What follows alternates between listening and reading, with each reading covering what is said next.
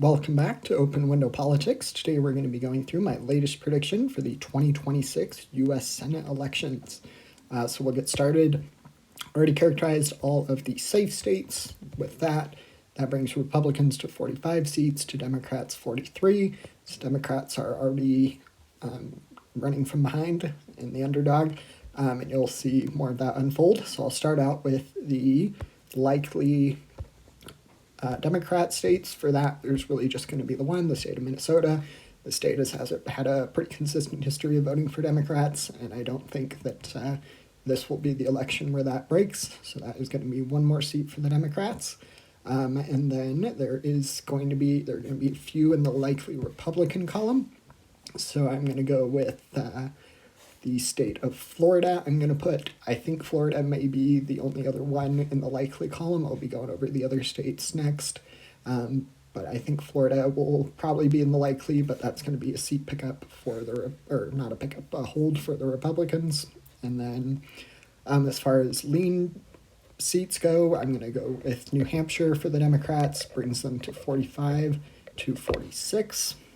And then we've got a couple in the lean Republican column. So I'll start out with Nebraska. Nebraska, an independent, Don Osborne, who actually ran for the other Senate seat in 2024. Ultimately, he fell short, but he did considerably outperform Harris in a state that is very conservative, and he is hopeful that he can win this time around with a more positive environment towards Democrats. Even though he's an independent, still would be advantageous for him, since last I heard, Democrats are not putting forward a candidate in Nebraska. They are just hoping to rally behind Dan Osborne. So that's going to be the state of Nebraska, bringing Republicans to 47 seats. And then there's going to be one or a couple more in the lean column. So lean, next up is Texas. Texas, I think, will be close. In 2018, Beto O'Rourke came within 3 points of winning the state, and I think it will be close this time as well. Ultimately, I think it will end up remaining in Republican hands. It'll be also interesting to see who the Republican primary winner ends up being, if it is the current senator or an incumbent or a challenger. It'll be interesting to see what happens. That can vary the race, but for now, with just a generic Democrat versus a generic Republican, I'd probably put the state of Texas into the lean red column. And then we're going to get to one more in the state of Iowa. So that is going to be the lean red seat there, bringing Republicans to 49. And there actually are going to be some more good news for Republicans. I'm going to go now next to the state of Alaska. I think Alaska will be closer because Mary Peltola, the Democrat, is fairly well liked and has won the state on the congressional level before as a Democrat, and I think she will narrow the race. I'm not certain if it'll be narrow enough to reach a Democratic victory. For now, I'm going to keep it in the Republican Party's column, but that's going to be the state of Alaska. And with that call in Alaska, that brings Republicans to 50 seats. So even if Democrats win every single seat left, Republicans would still control the Senate, at least for the remainder of Trump's term, with J.D. Vance being the tie-breaking vote.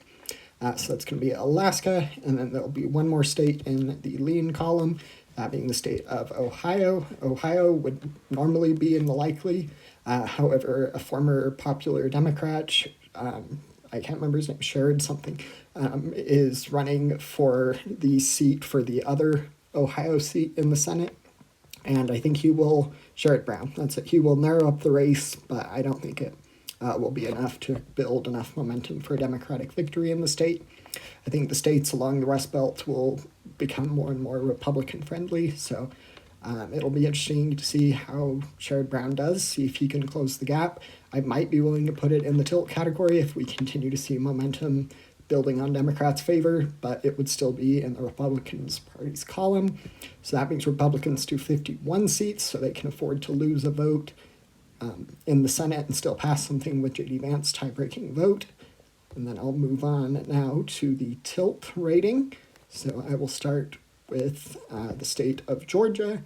This is John Ossoff's seat. He is the current incumbent Democrat, and he is from what I've heard, doing pretty well in polling and fundraising. And I think that with the environment being pretty favorable for Democrats, like it normally is for the party that isn't in power during the midterms, that it would result in a Democratic victory, that Jon Ossoff would keep his seat. So that's going to be the state of Georgia. And then I'll get now to North Carolina. I think North Carolina will end up in the Democratic Party's column this time around, which doesn't happen often. The state, generally on the presidential level, votes pretty consistently with Republicans.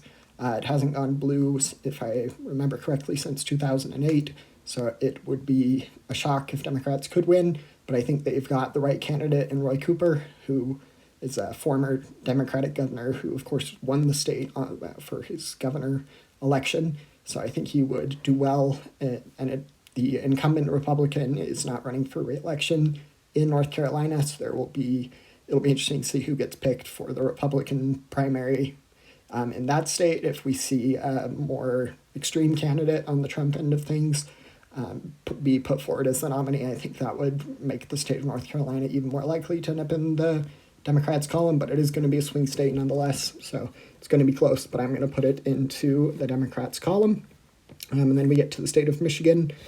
Michigan, I've actually gone back and forth on Michigan. A couple of predictions ago, I had it in the Republican tilt. For now, I'm going to bring it back to the Democrats. I think Democrats, we saw some positive election results since 2024 with the 2025 elections and the many other special elections that have gone on since 2024. We've seen Democrats consistently outperform, and I think that would result in a Democratic victory in Michigan. And then Maine is going to be an interesting case. I'm going to also put it in the tilt blue column. This is Susan Collins' seat, and Susan Collins is, of course, a Republican, and the state of Maine is generally in the lean blue column, so it generally votes for Democrats, but Susan Collins has been able to fend off a wide array of challengers in the past before on the Democratic side. So I think she has the possibility to sneak by and possibly win another 6 years. At the moment, I think just with the national tide favoring Democrats, it'll also be interesting to see who gets picked for the Democratic primary in the state of Maine. There are two contenders. There's a more progressive option and then a more standard Democrat option, and I think that could play a role in how close the margin is. I do think Democrats would probably be able to win this state, though, with momentum favoring them. And we'll have to see what happens, though. But for now, that brings us to 51 seats for the Republicans to 49 for the Democrats. Don't forget to like and subscribe. Thanks.